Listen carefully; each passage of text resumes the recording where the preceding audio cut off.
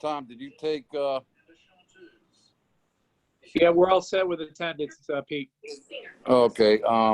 Instead of doing public comment, I'd like to have DOT do their presentation. Let Steve Bartis talk first. Sure. So just since there are so many people on and nobody's used to this yet, if you're not speaking, if you could kindly mute, especially if you're in any kind of noisy area, the commission would appreciate it.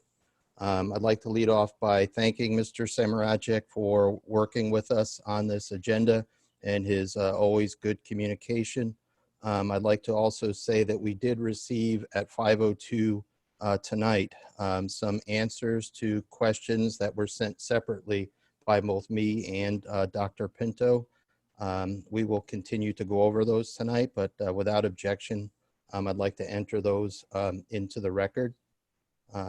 And as Chris has mentioned, the DOT will open tonight and present some of the new items that are on the application, or at least changes since the penultimate one. From there, we'll go on to the compilation of questions from our commission and our sister commission for Norwalk Harbor, and we'll enter any questions live from there. So without further delay, DOT contractors and designers, please, you have the floor. Okay, so this is Jim Fallon from DOT. Certainly appreciate the opportunity to come down and, like you said, Steve and Chairman Johnson, present you know, the updates that we have in regards to the permit. Hopefully we can provide you guys with some information that's useful to you. Certainly we want to try to facilitate this process as much as possible. So certainly appreciate the opportunity. We're more than willing to get you guys information as you need it. And with that, I'll turn it over to Chris Brown from HN2D, who'll lead us through a short presentation.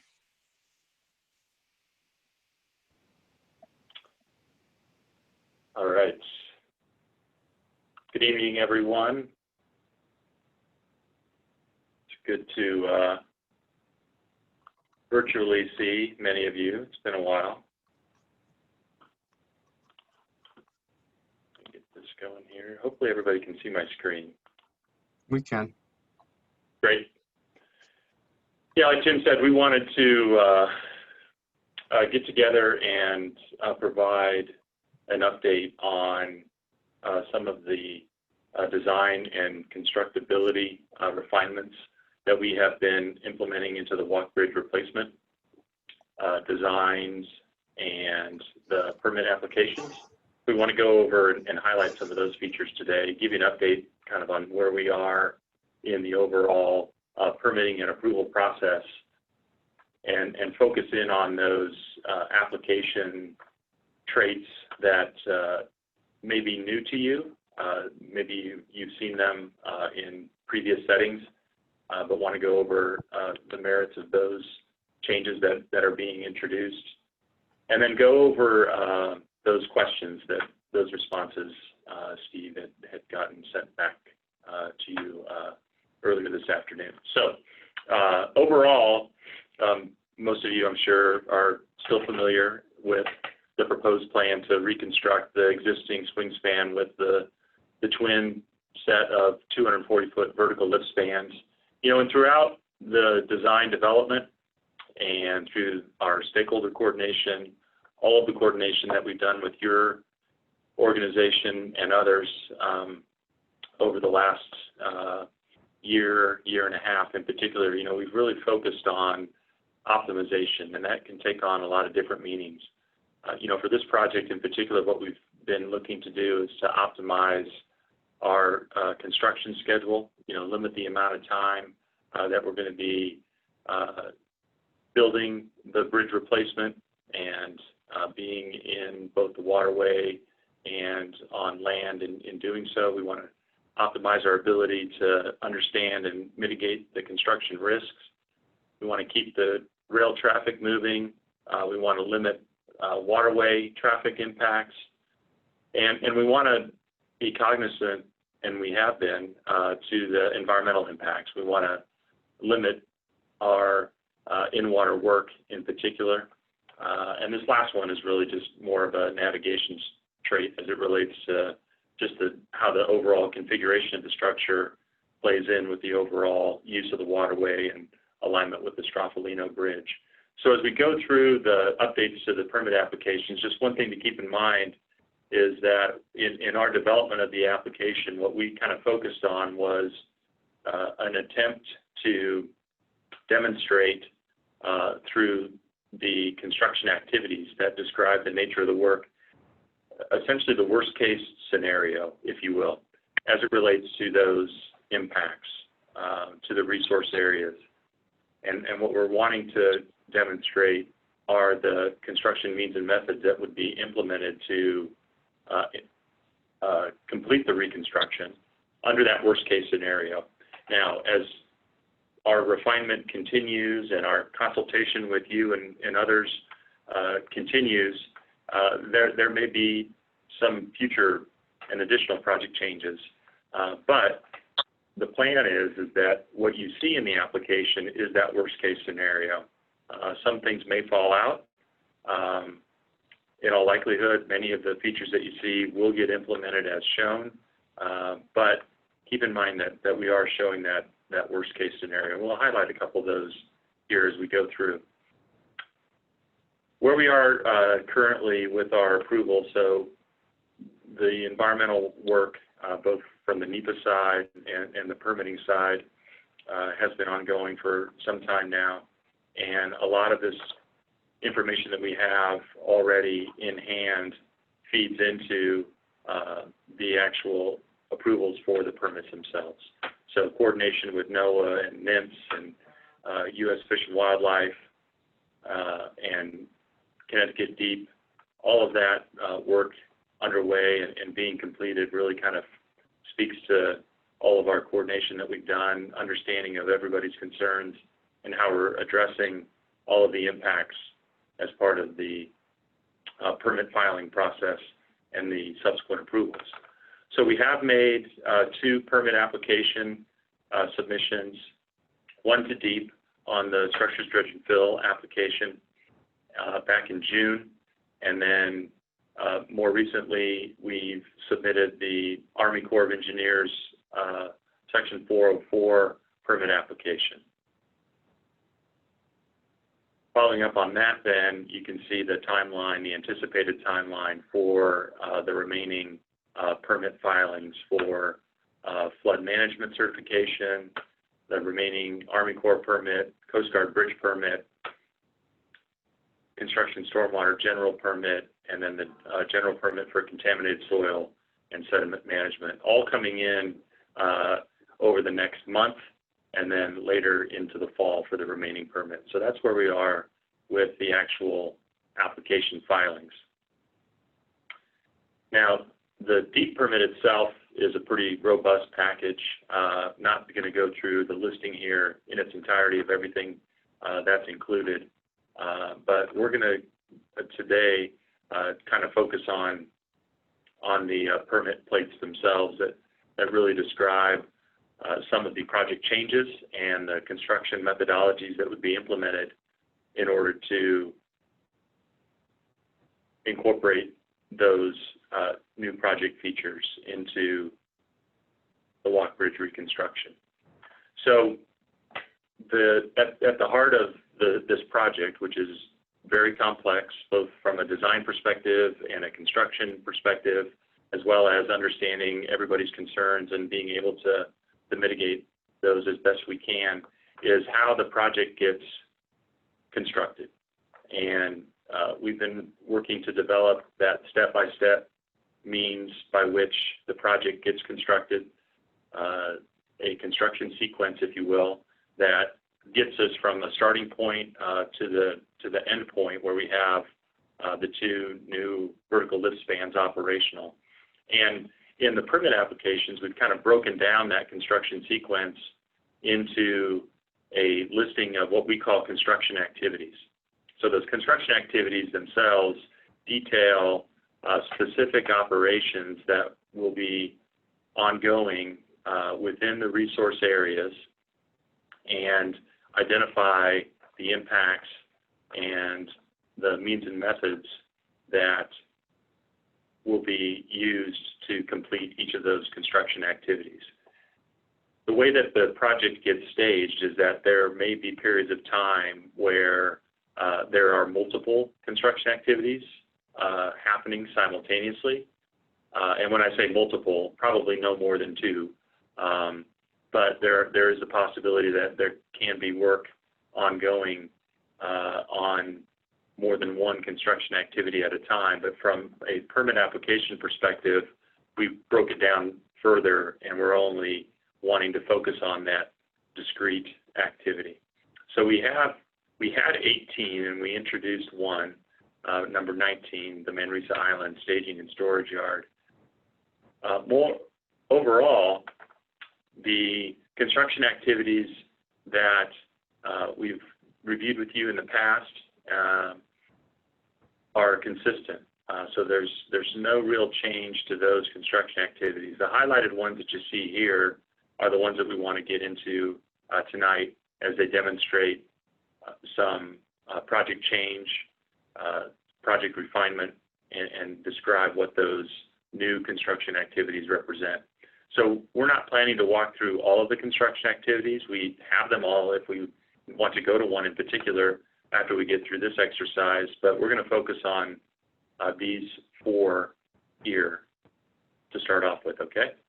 So the first construction activity that we want to highlight is actually construction activity number 2, which is the duct bank installation. And to refresh everybody's memory, the duct bank installation is the work that's necessary to relocate the railroad systems, conduits, and circuits that are now aerial, supported by the existing high towers on the east and west shore. Those high towers get removed, and those conduits now will run under the river. And we've been through a couple of iterations on this, and again, it kind of speaks to the project team's desire to continue to refine and optimize the design from a schedule and from an impact standpoint. And the microtunneling solution is being implemented. This is a change from the construction methodology that had been presented previously, in which we had a cut and cover scenario. And if you recall, that cut and cover scenario had essentially a large open trench bounded by marine enclosures, mind you, but nevertheless a top-down construction where we were excavating out that trench within the waterway to then construct the piping across the waterway. With the microtunneling installation, we have two separate tunneling bores. So it's not to be confused with the horizontal directional drill. It's a different operation. We're very deep, relatively speaking, within the river sediment with this work, and we'll show you some exhibits that demonstrate that. So, from the Army Corps perspective, the minimum placement of conduits in the waterway, we're well below that elevation of minus roughly 14 below mean low water. And one thing that you will notice in this aerial shot here is these two circular items on shore. Those represent I don't know if you guys can see that or not. I'm trying to manipulate this here to get it out of the way. Oh, that didn't work. How about that? Okay. So these large circular areas represent jacking and receiving pits where we will drill from the east and go to the west. So let's take a look at this in a little bit more detail if we peel away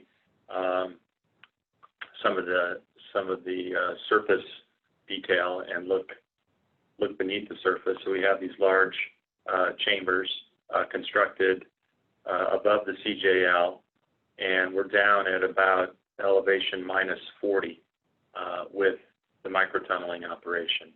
So just to put that into perspective, elevation minus 13 is, up in this up in this area, and we're down at elevation -40 with our new configuration for the microtunnel. So that's the first project change that you would see in the DEEP application. Next up is the construction activity number 3, which is the vessel dock relocation. And this is the vessel dock relocation at the existing location. So the previous configuration had 2 separate docks in which we would ship the vessels on to these new docks located a little bit further south. So again, what we were trying to do is we're trying to keep the Sheffield Island ferry and the Maritime Center vessel away from the construction activity and move them a little bit further to the south, closer to the Straffolino Bridge. And there was going to be 2 separate docks installed. Now what we're going to do is demonstrated here, where we have one long shared dock for both of the vessels. The vessels still will scooch a little bit further to the south to move away from the construction activity. And the vessel operations, the plan is to have the vessel operations from the commercial side to continue at this location itself. There was a physical site test done back in June to validate the assumptions relative to maneuverability and access into this proposed dock location to help us satisfy that question as it relates to the feasibility of placing the docks at that location. So the work itself is quite similar to what we had in the permit plates previously. It's just a matter of the final configuration that is a little bit different. So we still have some dredging that has to be done in the southern portion of the proposed relocation just to get the draft that's needed for the vessels themselves. That work, when performed outside of the approved dredge window, would include the installation of a marine enclosure. We have turbidity curtains. So again, the yellow squiggly lines that you'll see kind of throughout this discussion represents those turbidity curtains. And then we are, just by virtue of the placement of the equipment and configuration of turbidity curtains, we'll occupy briefly the federal navigation channel, but we'll be able to keep both sides of the swing span open during that operation. Okay. Next up, we've got the vessel relocation at the Marine Staging Yard. And again, no real name change for that location down on Water Street. Still referring to that as the Marine Staging Yard. But in the permit applications, you'll see the addition of a vessel relocation to take place at this location. So again, in the permit, in the previous versions that you have seen, there was no vessel relocation included in the permit application or the permit application material. And instead, what we had was merely, and not to minimize this at all, but we had a bulkhead and we had a dredged elevation down to -11.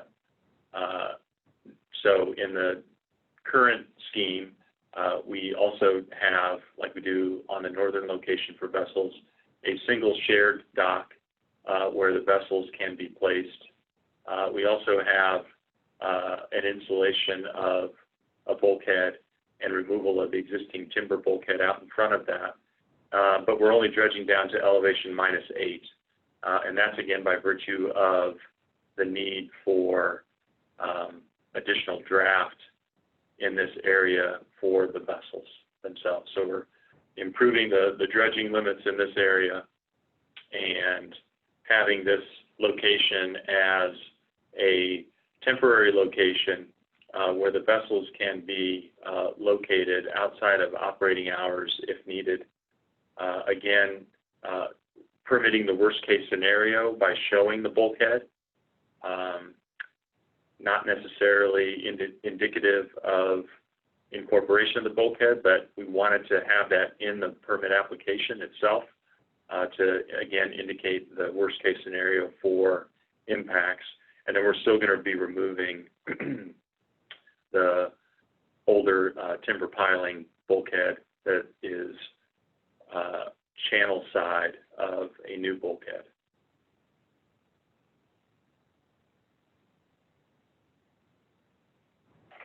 So the construction equipment is very similar. We're adding that additional operation to install piles and docks for the vessels, but similar construction activity as it relates to the dredging and bulkhead installation. And just like we were up north, although the channel does widen out in this area, we are encroaching on the navigation channel, but in consultation with waterway users and U.S. Coast Guard in particular, this temporary encroachment on the federal navigation channel limits is deemed as minimal, having minimal impact, but we're noting that in the application nonetheless. Okay. And then lastly, in terms of project changes, is the Manresa Island and lift span construction site.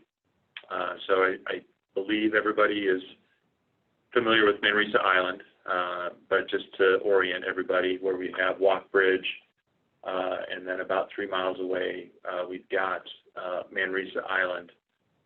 And the use of Manresa Island is intended to serve as a site to assemble both of the lift spans. They'll be assembled one at a time. There will be, let's just call it, about 12 to 14 month or so separation in the time that the two lift spans are needed.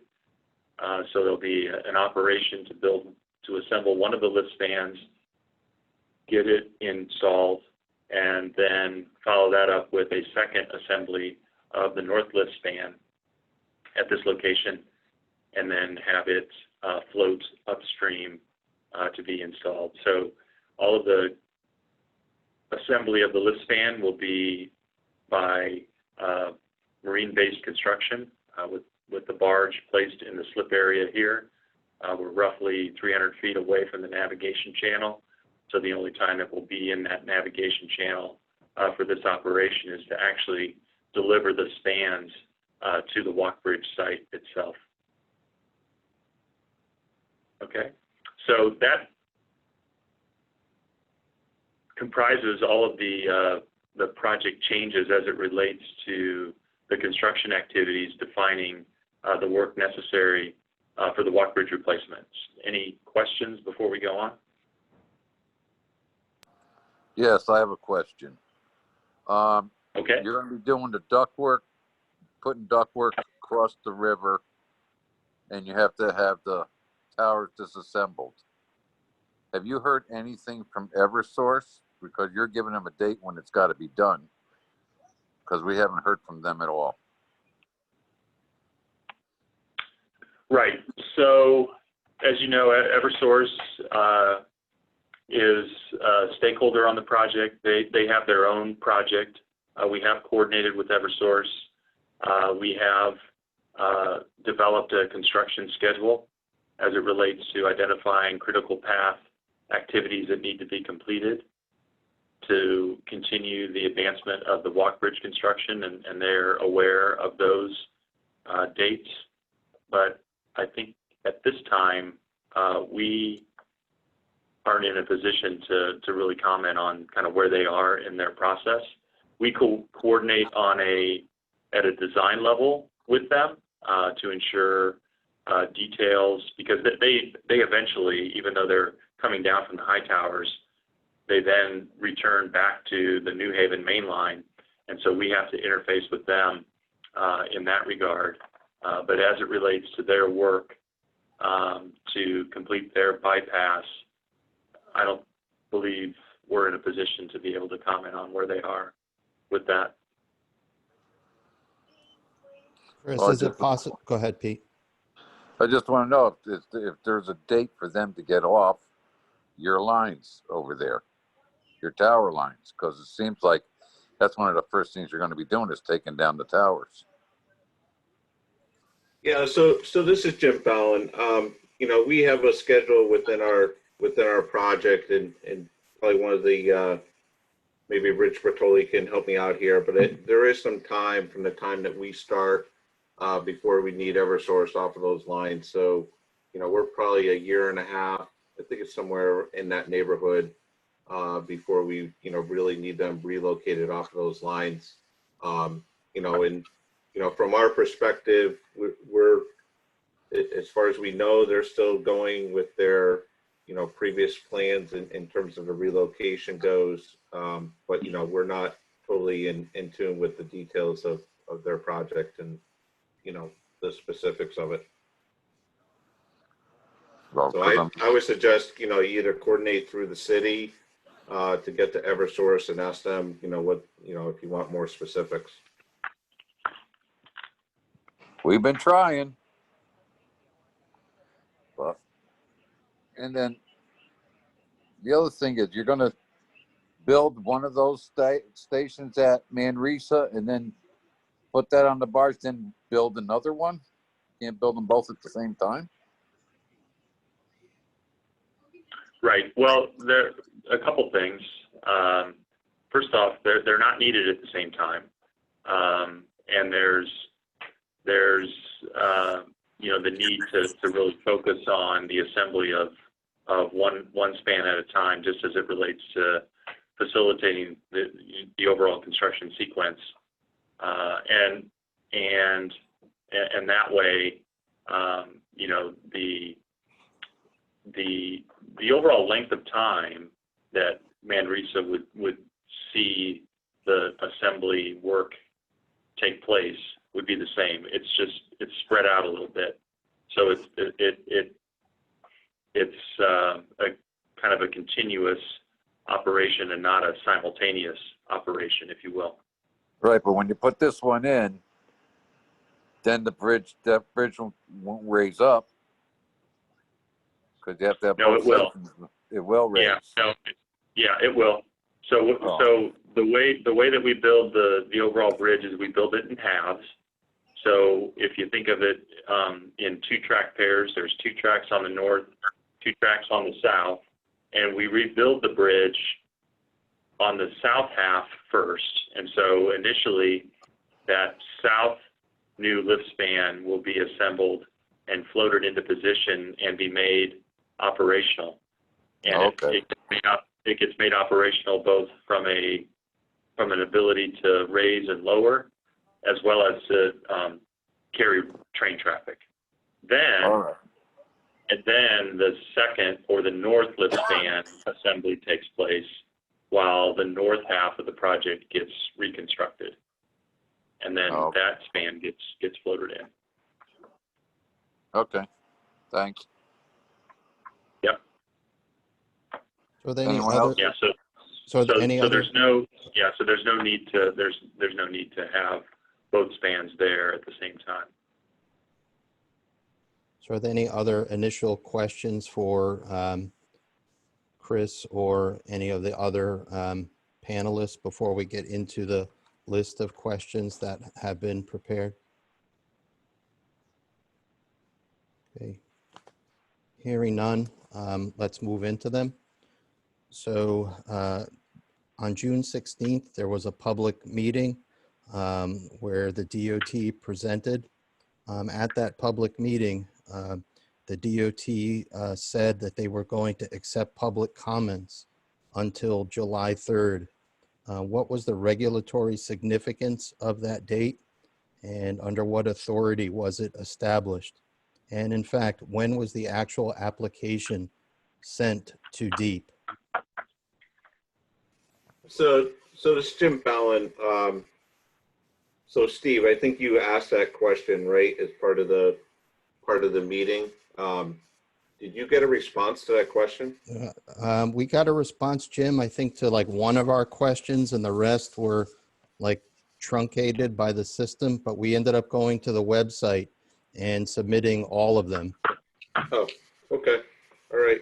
So yeah, there is no regulatory authority. I think that's what you're asking about, or significance of the July 3rd.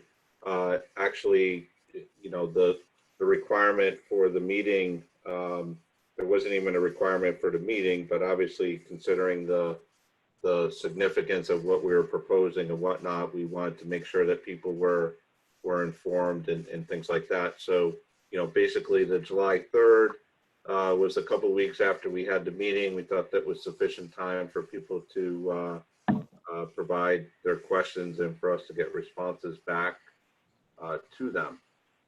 And then what was the other part of your question, Steve? When was the actual application sent on to DEEP? Yeah, I think it was Kim or Chris or Andy, you could, but it was June 26th, wasn't it? June 26th. Right. Okay, thanks. Also from that public presentation, the commissions came up with the question, have all of the necessary funds now been secured to fully implement this project?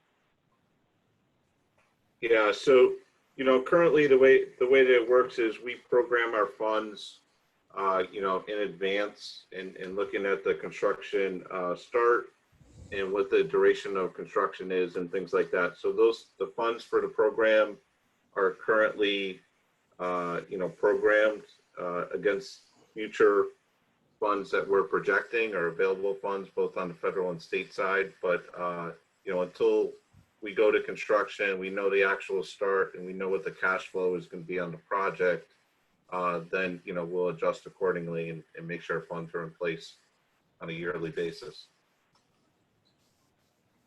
Thanks, Jim. So previously, the project duration was described as 4 or 5 years. It's now currently described as a 5 or 6 year project. What has changed in the construction process whereby the time has now lengthened?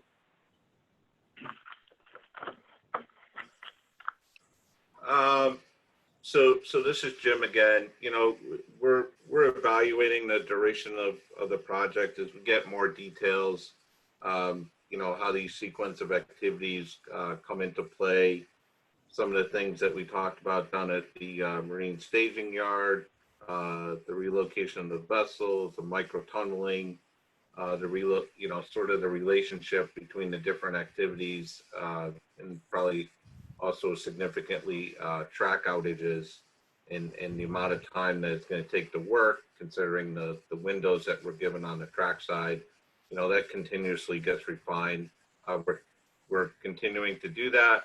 And the cut and cover was something that was in that 5 to 6 year duration. And since we've moved to the micro tunneling, we think we're going to make some progress in bringing that duration back. So we'll continue to work on that. From an overall standpoint, we're optimistic that we can get it down to the 60 months. That's our objective, 5 years. Now, no, Chet, if you wanted to add anything to that. Can you hear me? Yep. Yep. Yeah, no, that is the present estimated schedule. And guys, a lot of it has to do on when we can start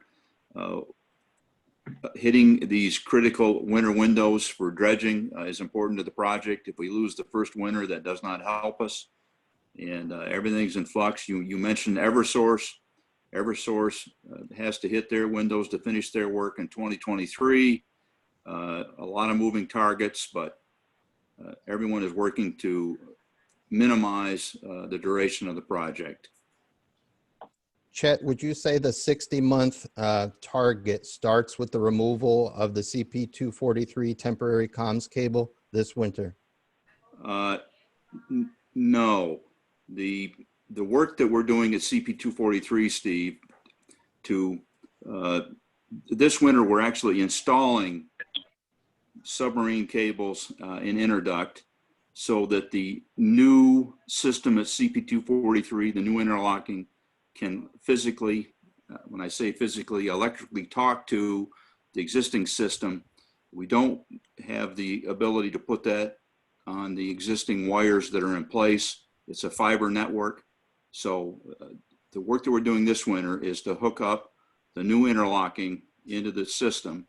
It really, it's a precursor to doing the bridge project, Steve. It's just part of CP 243 that has to be done before we can start the walk bridge. Yeah, and sorry, Chet, by removal, I meant removal of material. I know that the cable's actually being installed. Yes, we do have a dredging that could be anywhere from in the 500 to 1,500 yard range this winter, Steve. That dredging has to be done in order to install these cables. It was always part of the CP 243 project. Right. It really will be a good opportunity to see how our means and methods work. If we're going to have any issues out there that we have to address and refine our methods, because there's by far much more dredging to do in the next project. So it's sort of like a preseason game.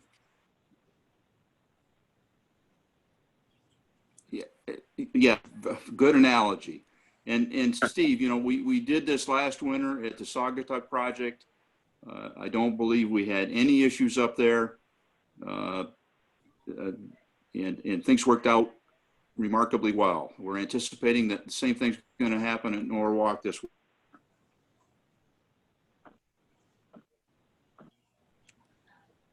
I think we lost you, Chet.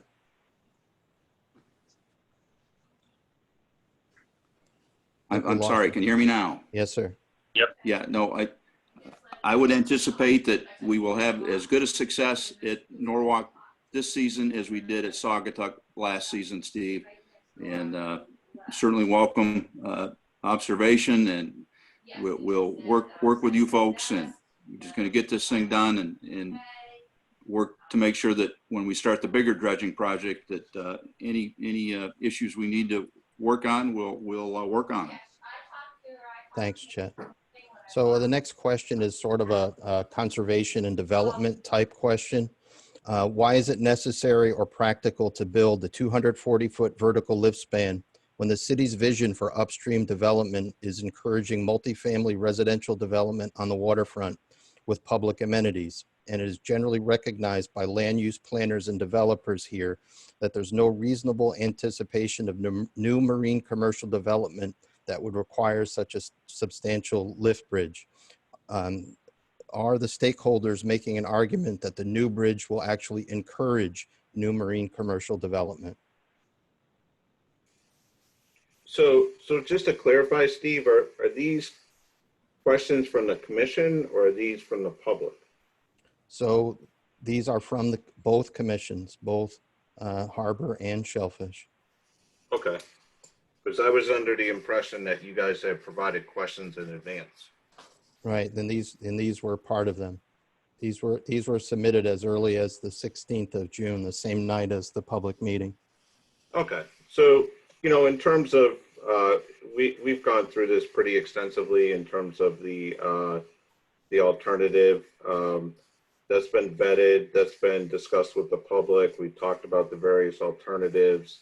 You know, it is a federal navigational channel. It's been done in consultation with the city. Certainly the lift span alternative, you know, in conversations with the city all along, they have, you know, recognized the importance of upstream development. They certainly have, you know, made it clear that they would like to retain the access upstream that we currently enjoy. So, you know, that's where we are in terms of the alternative. And, you know, frankly, we're at 90% design. We're moving towards 100. So really, you know, the time for that was, you know, quite a while ago. Thanks, Jim. So getting to the use of Manresa and the staging yard on Water Street, we noted during that presentation during the public meeting that there was a portion that was to be acquired by DOT and then a smaller part that was to be used under an easement. So what is that site going to be used for if in fact most of the actual staging will happen at Manresa or elsewhere, as we have also heard?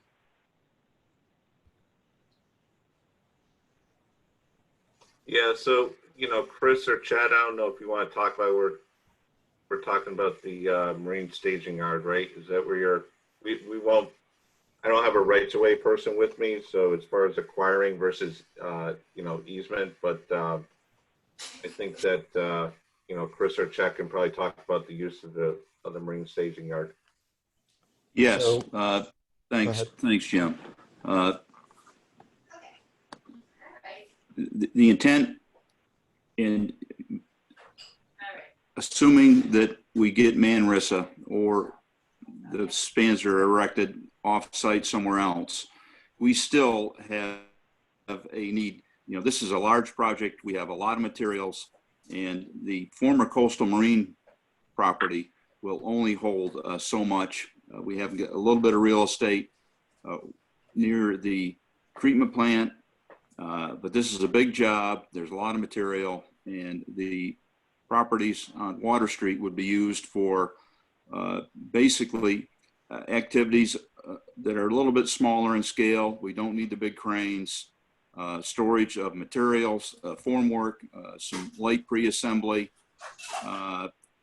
and just a place with a little bit more room to spread out, because all four corners of the site are very constricted and basically taken up by construction activities, not allowing really any lay down space. And that's primarily what these properties would be used for some lay down space and light fabrication. Thanks, Chet. So just as a follow-up to that, and using this slide, why is it necessary for the DOT to construct this bulkhead if the majority of the assembly is going over to Manresa or elsewhere? Yeah, so Chris, why don't you talk about that? I mean, really, right now in our permit application, it's a worst case scenario in terms of impacts and whatnot. So Chris, why don't you just cover that quickly, though?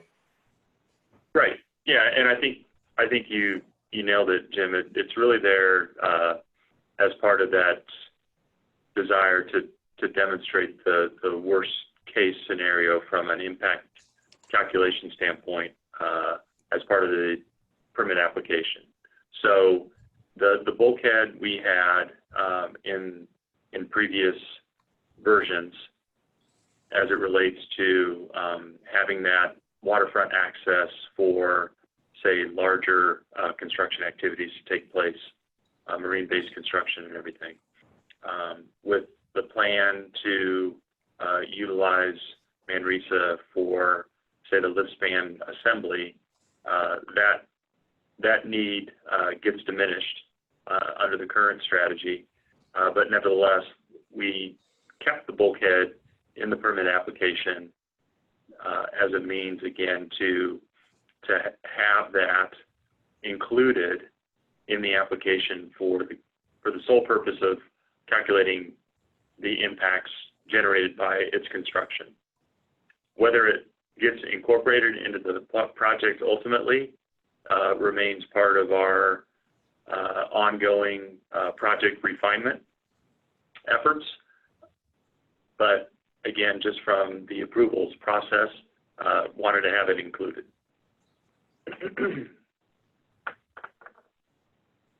Thanks, Chris. So just going back down to Manresa, if we could, wondering if the department could discuss the agreement that is being used such that the DOT could use this property.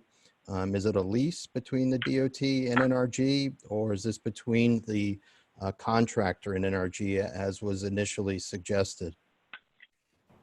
Yeah, so this is Jim Fallon. So right now, There are no, agreements between the department and NRG, but we are expecting that that would be a temporary construction easement once we, finalize all the details related to us going down there. So, that's still TBD right now, but it would be a temporary construction easement.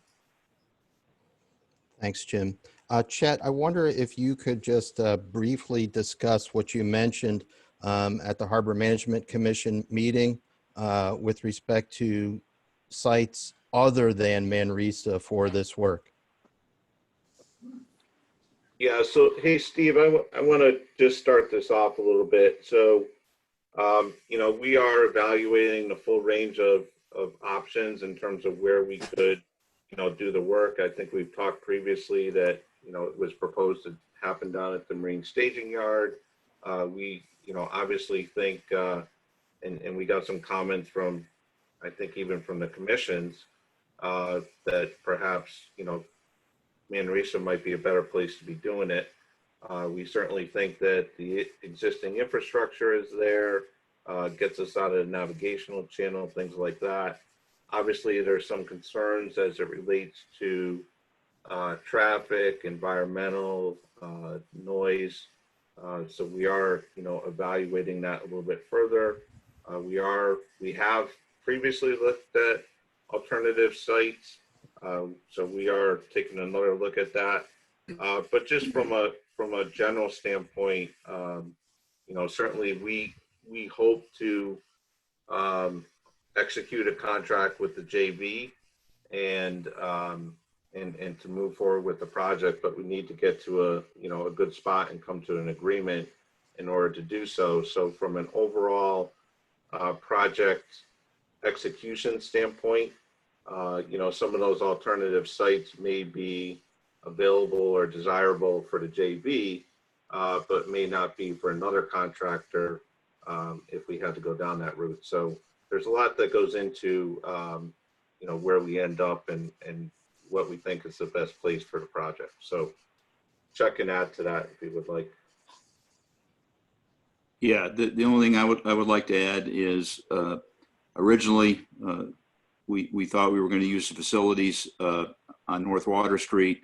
That isn't as attractive as Manresa, but at the public meeting, we were asked to look and explain where sites might be available. We're actually in the process of preparing something for the DOT. And yes, we could certainly go elsewhere.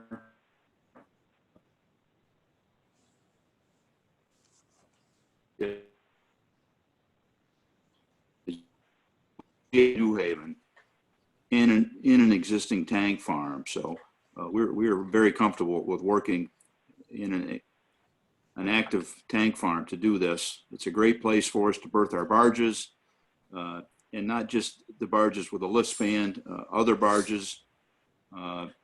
So that's hopefully we can consummate a deal there. If not, if forced to go elsewhere, we'll find another facility, but that's where we're at right now.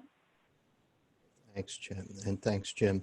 So Chris Brown, if I could. So the design that's shown here in terms of the crane positioning, I mean, should this agreement take place, will a balloon visibility study take place with respect to our Harbor View and Village Creek neighbors?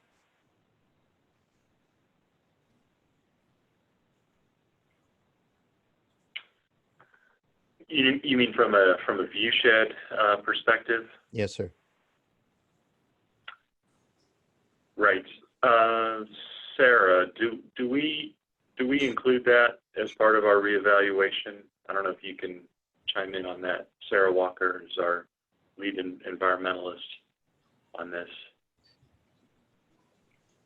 I'm sorry, could you repeat that question once more?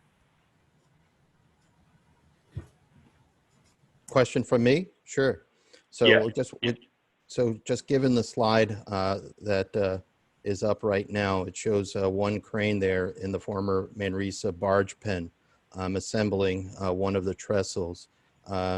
So should the agreements come to fruition, will a balloon visibility study take place such that one could gauge the impact visually from our Harborview and Village Creek neighbors? When we were evaluating this, we also reviewed the plan that was done for the Manresa Association with the city. And that study did an evaluation from different points. And I think we had a slide to that effect. I think the nearest neighborhood is like 0.4 miles away. So so they did a study looking at what would be the visibility from different points across the river, and then north, south, and west of the site. And it was there was not really any visibility. We did not do an analysis like that, but we did do an assessment of the proximity of the neighborhoods to that area. Can I add to the height of the lift span is approximately between 55 and 60 feet high. It's actually lower than the oil tanks in the foreground. And our crane boom is basically, we can limit the height, but it's not any higher than the building that's there. People will have a hard time even knowing we're out there working, Steve. Now, they may not agree with it in the community, but they won't be able to see much other than possibly the tip of the boom and the back mast, but they'll probably never see the lift span. It's down lower than the tanks. Thanks, Chet. So will approvals be needed from DEEP's Remediation Division to operate on or near the identified hazardous waste sites on Manresa Island? So I'll have Adam Fox respond to that one, Steve. Thank you. Hey, Adam. Hey, Steve. No, we are not going to be touching any of the material on site, so there won't be any reason to coordinate with them and get any approvals. They do know that what we're planning for the site, and we've been in communication with them, and they have not indicated any concerns. Thanks, Adam. I'm just wondering if any of the stakeholders here could just give some description of the mix of construction and or demolition materials that will be going in and out with respect to the mode of transport. I mean, what percentage by truck, what percentage by barge, or is this not yet decided? Yeah, so Chet's probably best equipped to answer that. And I think we had a similar question at the public meeting. But Chet, you want to offer what, Yeah, Jim, I would will. just offer the caveat, obviously might be some adjustments, right? Yeah. By and large, the vast majority of the materials will be trucked off-site. It's just when we get to the final demolition of the lift span, the center pivot pier, that some of the materials would go to alternate sites, Manresa being one that we could obviously potentially lose or use. But all the abutments, everything else will be trucked out of town, Steve. Don't hold me to it, but I'm going to say probably on the other side of 85% of the material will be trucked off site, and maybe 15% would have to go by water to either this facility or somewhere else to be transloaded and disposed of elsewhere. All of the dredge materials will be unloaded right at the coastal site or one of the other 4 quadrants and taken to our WSA. All the dredge materials, none of them will go out here. And it might be a small portion of the lift span, some of the center pivot pier masonry that would end up here and have to be disposed of. But make the assumption that on the other side of 80–85% will be trucked out. 15% might come to this site. Okay, thanks, Chet. And for the 15% that will be moving in and around the harbor by barge or other vessel, Is there any contingency planning in place should one of these vessels sink or lose its cargo? Well, that's a good question. I've never sunk a barge yet in my 40 years. So, Cunard didn't lose a ship until the Titanic either. yeah. Let me work on a plan for that. Assuming we're the successful bidder and we get the job, I'm sure we can come up with a plan. I'm not going to say that we haven't sunk a barge before. I personally haven't sunk one, but certainly we can take a look at a contingency plan. Fair enough, Chet. Thank you.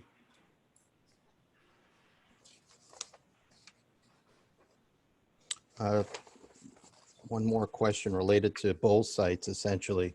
Where will construction fuel be stored? You want to take Steve? that one, Chet? Yes, sir. Yeah, Jim. Our fuel is stored in double wall fuel cells. We have fuel at the coastal marina site now. It's above the 100-year floodplain as required. We would have some fuel at the Manresa site, again, in fuel cells, which can be moved. We pick them up, we can move them with cranes, load them right on a truck and get them out of the way. But we generally store fuel close to where we need it. So there would be fuel on probably both sides of the river at the site, and a 500 or 1,000 gallon tank out here at the Manresa facility. Thank you. So beside the Norwalk Shellfish Commission and the Norwalk Harbor Commission, the Harbor Master's Office and the Office of the Norwalk Police Department's Marine Division, are there any other municipal land or water reviews required by the department, namely the Norwalk Planning Commission, the Conservation Commission, or the Planning and Zoning Department?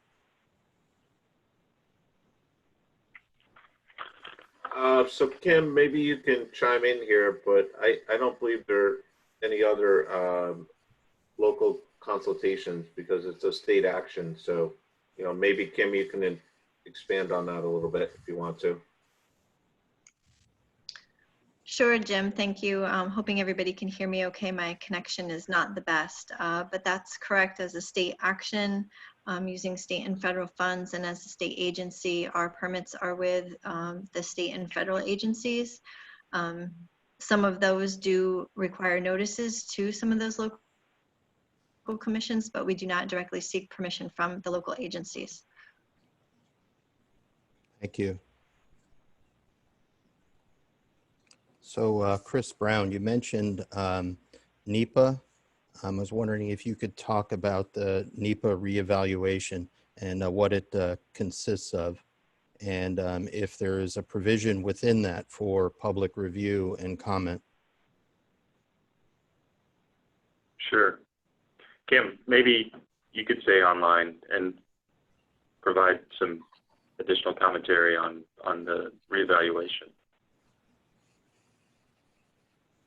Sure. Yeah, Kim, why don't you start off, Kim? Yeah. Sure, absolutely. Steve, as far as the reevaluation, the change to possibly using Manresa Island was certainly a new area that was outside of our original scope. And as a result, under NEPA, we are in the process of a reevaluation with FTA to look at what would be the magnitude of any additional impact from using Manresa. That is still in draft form. We have not formally submitted to FTA as of yet.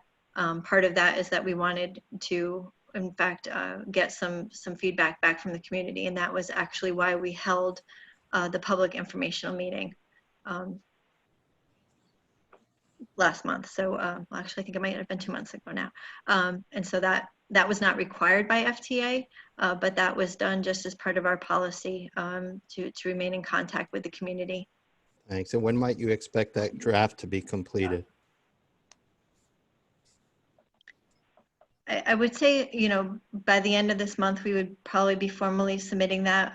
We're still finalizing up all of our responses to the public's comments, and we want to make sure that FTA is aware of where we're at, and we're also wrapping up some further studies. Thanks a lot. Jim, if you want to correct me if I'm wrong there as far as our time frame. No, I think that's accurate. Thanks. So kind of a general question. I think many of us, certainly myself, I've lost track of dewatering and discharge operations for the project. Obviously, we know that the stormwater and wastewater permits will be adhered to. Just want to get a flavor in terms of geography and where these will be and how they'll be conducted.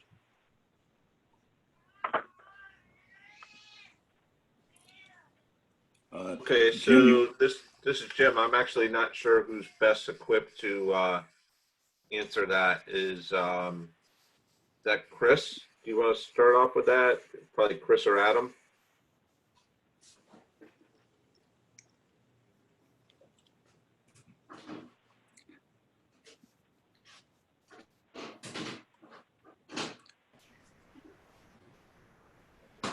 Probably be Adam. He might be on mute though. I know he's here somewhere.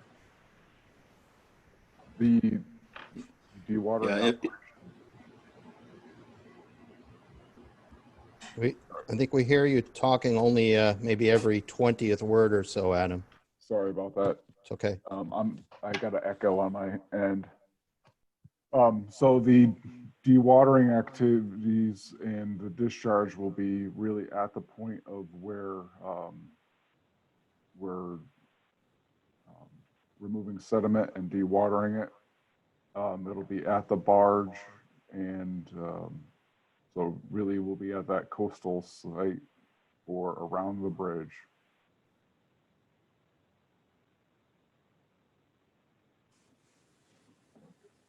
So how about the Water Street site there, Adam?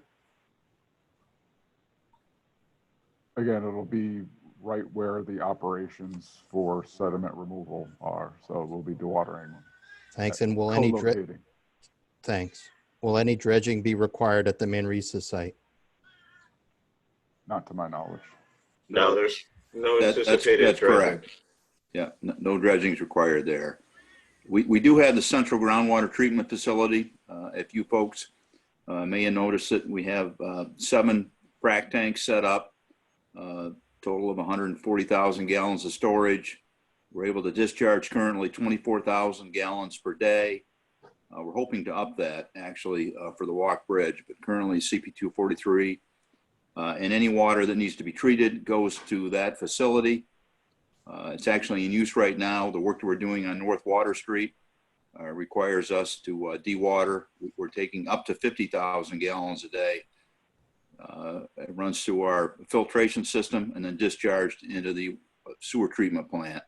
So we're in pretty good shape. Most of the dredging material, it has to be tested, and then the intent is to discharge it right at the area. Anything that has to be treated will go to the central groundwater treatment plant.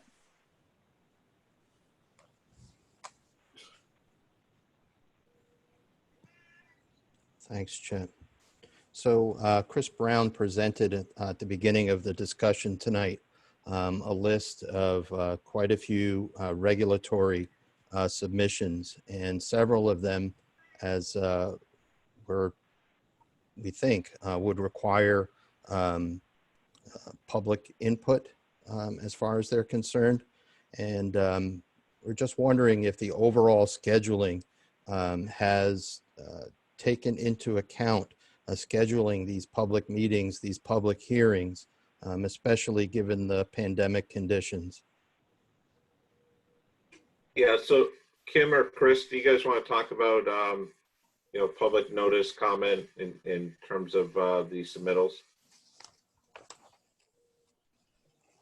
Sure, Jim, I can take that.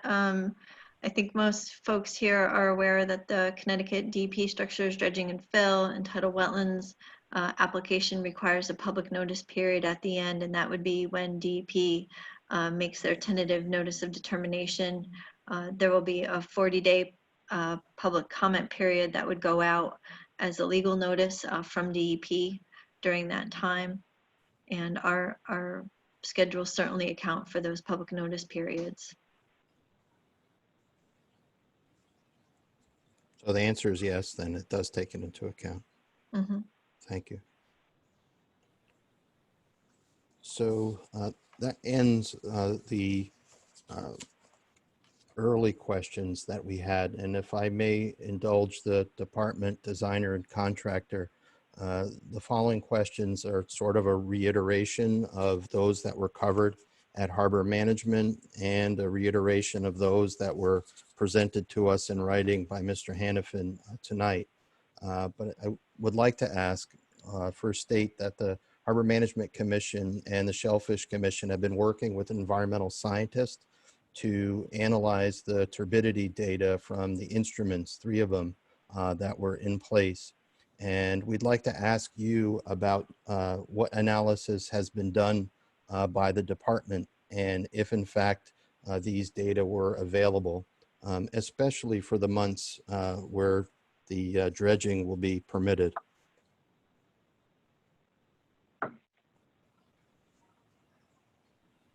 Yeah, so Adam, do you want to take that one?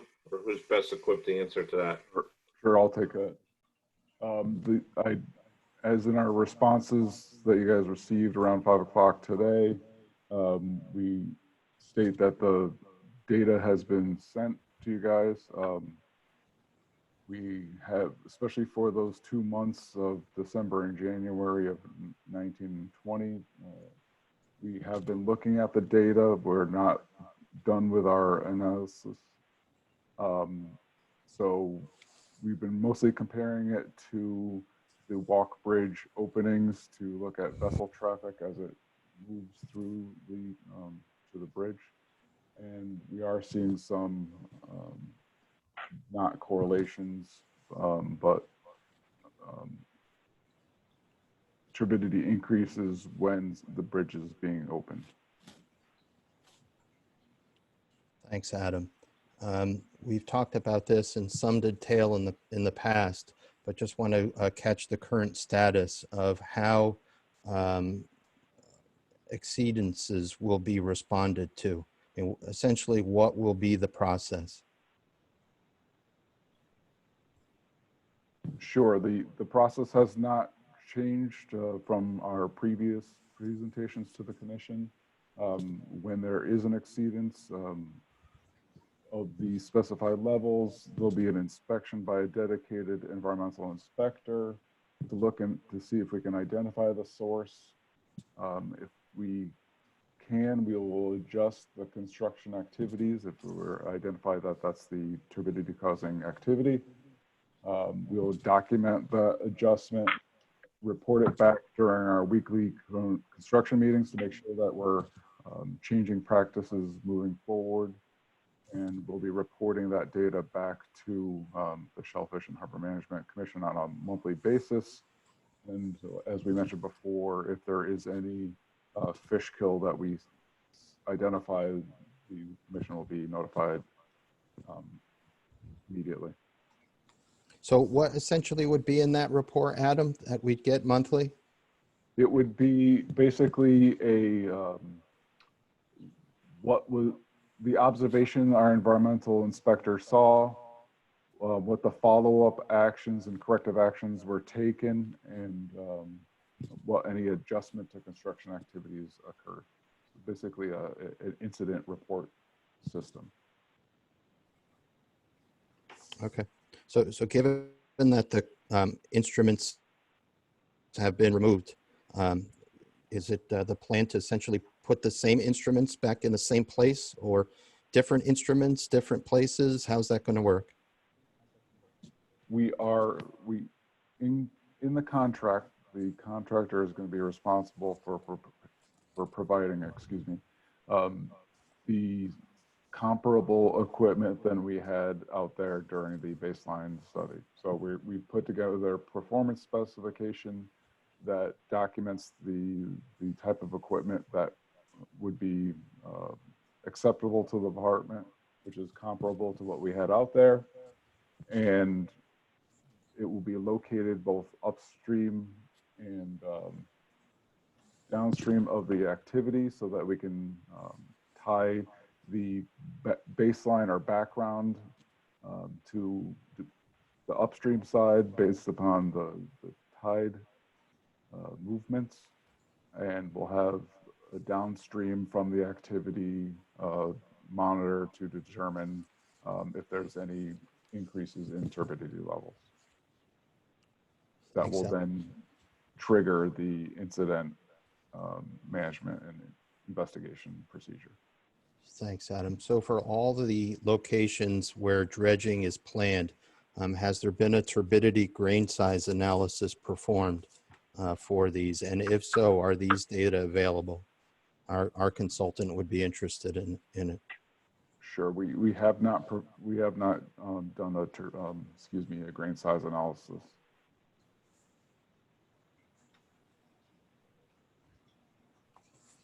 Thanks, Adam. And lastly, in terms of the list of questions that Mr. Hannafin replied to tonight, would like a description of the current vessel relocation plans, including news about the results of a risk assessment.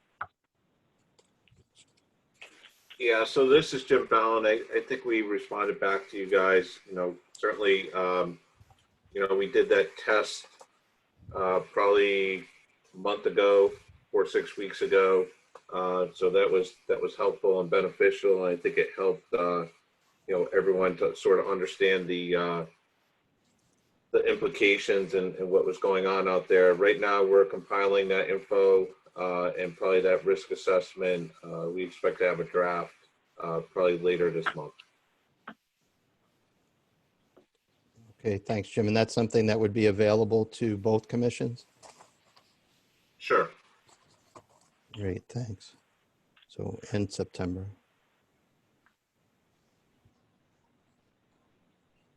Okay, so I'd like to open the floor to questions from commissioners and also from our sister commission.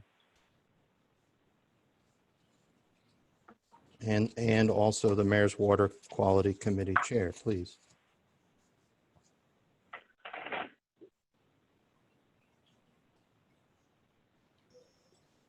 Any other questions? Going once? Steve, I'm good. Okay. Thank you all. DOT, do you have any remarks in closing? No, so this is Jim, and certainly we appreciate the coordination and working with you guys and the consultation. Certainly, if you guys develop additional questions or have some issues that you would like clarified, feel free to reach out.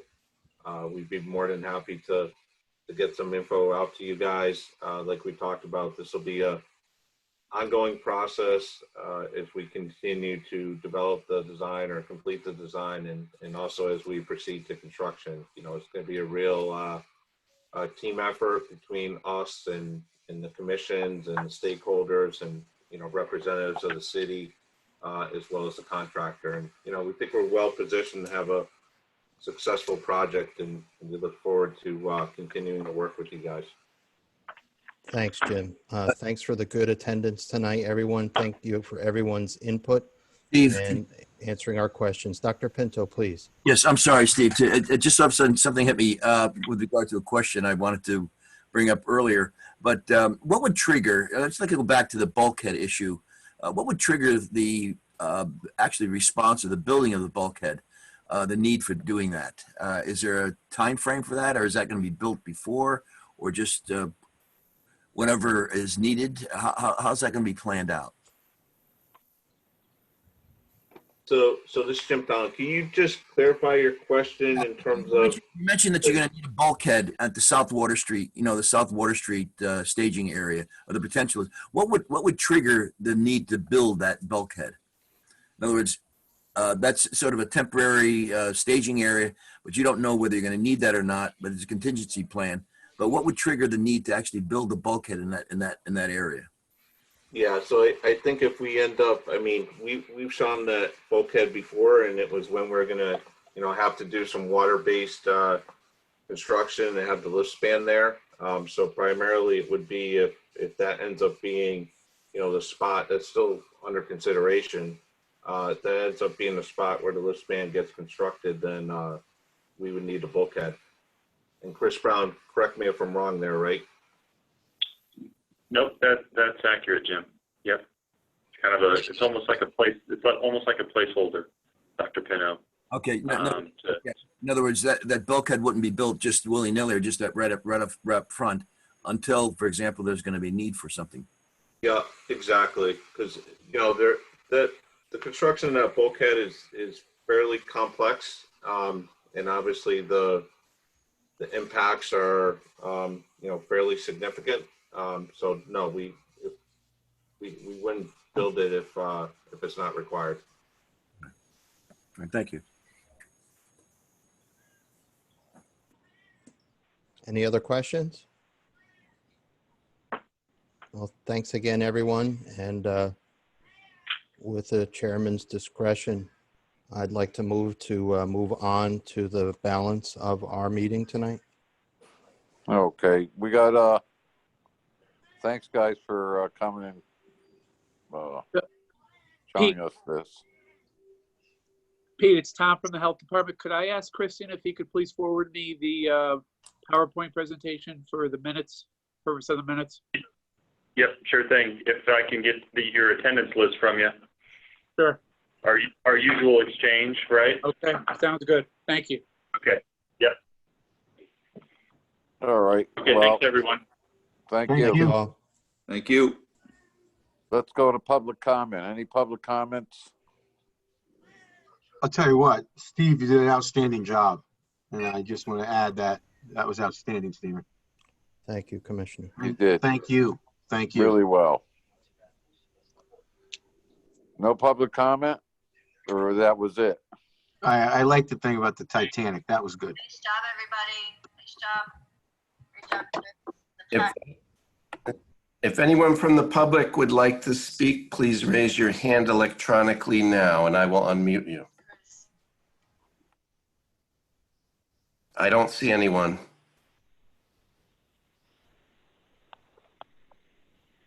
Looks like no public comment. Okay.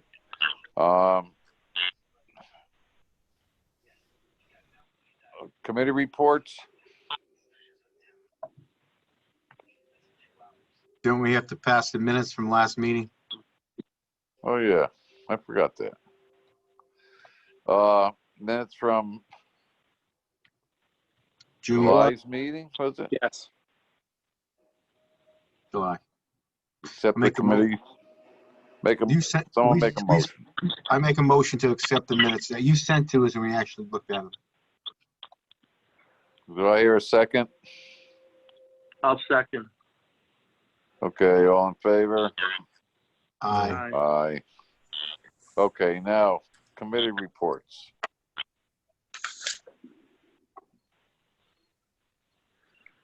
We have, what do we have? Let's start with Do you the want Health Department. to do treasurer's report?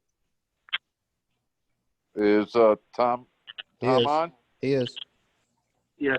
Okay, Tom. The sheet was sent out with permits. It looks like we're ahead of last year as far as permits goes. It's probably because of COVID-19. I had some more maps. They needed more maps, so I had 3 packs of maps that I brought over there. I'm hoping for another pickup in October, and then the final one will be sometime in January for the rest of the year. But it looks like sales are ahead of last year, and revenue will be ahead of last year as far as the permits goes. We still have to deal with the permits from the boat owners and the boat captains, and the how we're going to collect that, and whether we're going to stay with the pricing that we set last year. I know we have to discuss that still. We probably Correct, should because have. we haven't we haven't collected any, and nothing has come in as far as the boat owners or the boat captains go. As far as commercial permits, Correct. right? So Tom, we asked them, even though we weren't collecting funds per bag for seed oysters, we still asked them to collect their data regarding same. I'm wondering if now might be a good time to just get a tally of that. Yeah, we could do that. Pete, if you send me a list of who I need to contact, and I'll get what the tally is that they've received so far, absent collecting any fees. Okay, I'll get a list of four guys we have here. 5, sorry. I'll get a list of the 5 guys.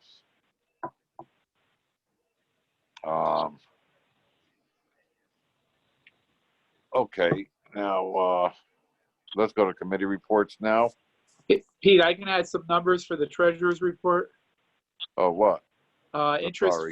for July was $3. Fisherman's World permits was $4,569. Expenditures were Frontier Communications for $327. So the balance as we speak today is $23,109.18. Oh, that's nice. We also got to be starting to use that boat. Well, it's being used. It has been used. Mike Silva, they've been using it because one of their boats was out of the water for a little bit. So Yep. they've been using it as a spare boat.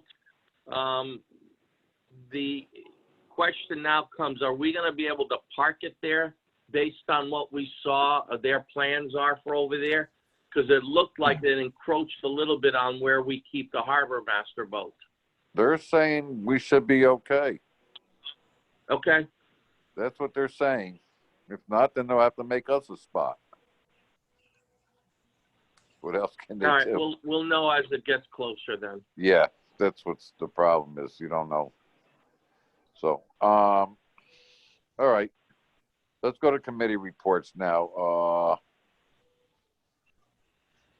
Health Department. For July, we had 3.58 inches of rainfall compared to 3.6 for the average over the years. For August, we had 3.68 inches of rainfall compared to the average of 4.28. We had 3 closures in the half-inch area in July on the 1st, 10th, and 31st.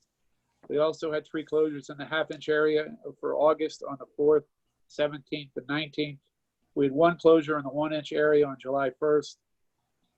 There have been no closures in the 1.5-inch areas. No reports of a bypass for July or August. And the last note is the mayor did had a declaration of a water emergency starting September 5th to October 31st. Okay. Who's next? Permits? We already did it. Water quality, Joe? Water.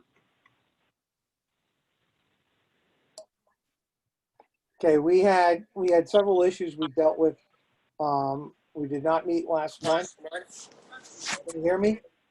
Yeah. Yes. Okay. We had an issue with a spill in the Norwalk River prior to the canceled meeting last month. That was communicated to us by Nancy Chapman.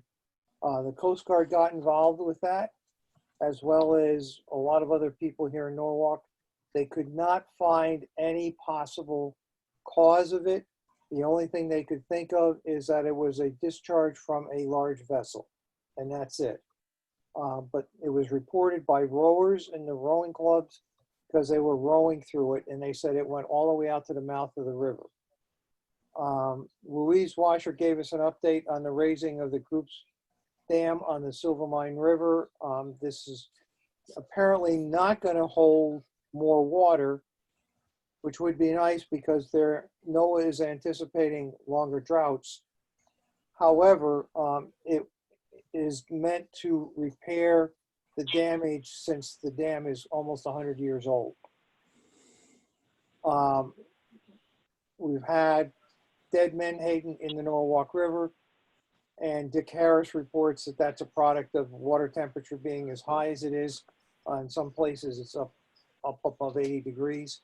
Anytime it gets above 70 degrees, the dissolved oxygen can really tank. So areas where it's 80 degrees, the oxygen level is really low. It's less than 1 part per million.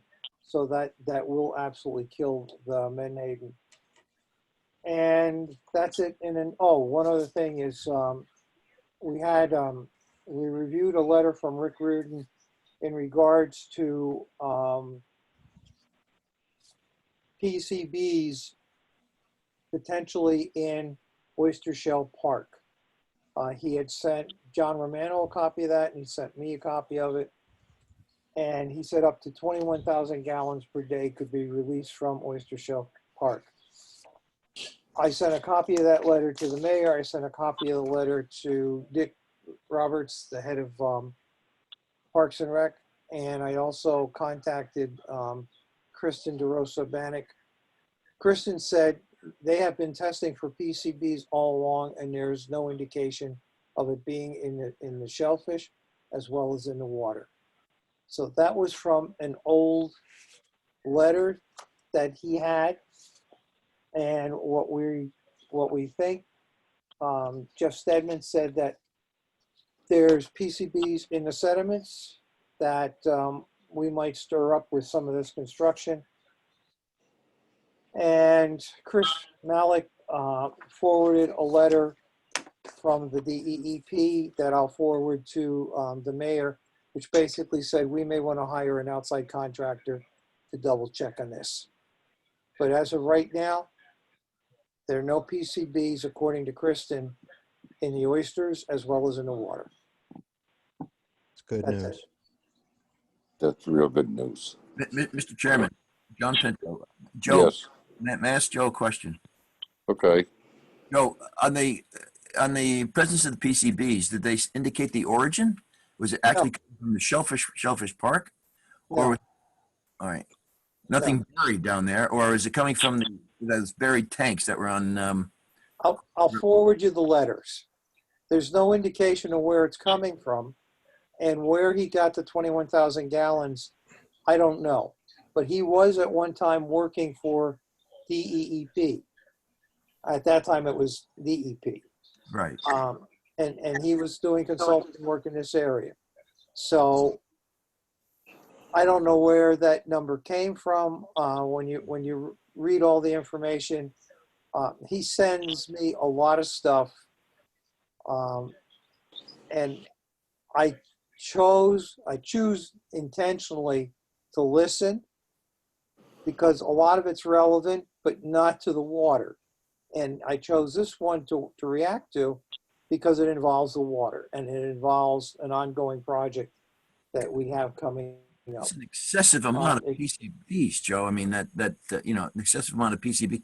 Where would that be located? Did they? Well, it could have been coming out of where those barrels were stored across the river. But he said it was in the Oyster Shell Park. So what threw me off with the letter is 21,000 gallons per day. Well, it's not an endless crank out of PCBs. You know, it's something that it might spill if there were barrels of it, but that would have to be an awful lot of barrels. The average oil drum is 50, I think it's 50 or 60 gallon oil drum. Yes. So to have 21,000 gallons in a day, you'd have to have an awful lot of oil drums there. Where he's getting his data from? Well, anyway, I won't belabor this, but I'd like to see the report. I did not see the report that you sent to John Romano. Well, the fact that I ran it by Kristen, she said they test for that on a regular basis. Well, I can agree. Which is good news. Yes, yes. And she's the only one that responded, besides Chris Malik. And this is a reliable source now, as far as the 21,000 gallons. No, I can't say it's a reliable source. Okay. And the reason I can't say it, because I don't know him. I never met him. I Okay. don't know what his entire background is. And he has a lot of information on a lot of the toxic waste sites that we have. And he keeps hammering home, you know, we've got to do something about this. We've got to do something about this. Well, yeah. This person's agenda is what? His agenda is basically to get some of these waste sites cleaned up. Mm-hmm. And without getting into a lot of detail before the public, I don't know where the information is coming from. Oh, okay. And I don't know if he's a real person or just an online person. And John Romano gets the same things that I'm getting. But because of the PCBs potentially being in the water, I reacted to this one. Mm-hmm. Okay. All right. No, I'm sorry to belabor that shit. Thank you, It's Joe. okay. They did too. All right. We don't have an advisor. Water temperature. Anybody knows what the water temperature is? Last thing I knew it was 72 70. the other day. 72? Yeah. Yeah, the rain dropped it a little. Oh. Dick Harris said that the reading, there was a reading somewhere in the harbor, and I can't remember where he said, where he got a reading of 80 degrees. That was up near the sewer plant, he said. Yes. So, There you go. Wastewater treatment, we don't have anybody coming yet for that. Police, are any of the police here? Here. No. No? Harbor Master. Harbor Master?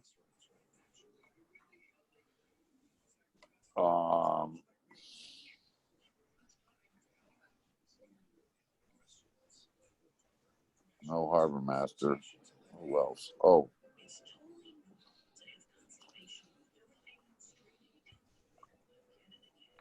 Norwalk Harbor Management.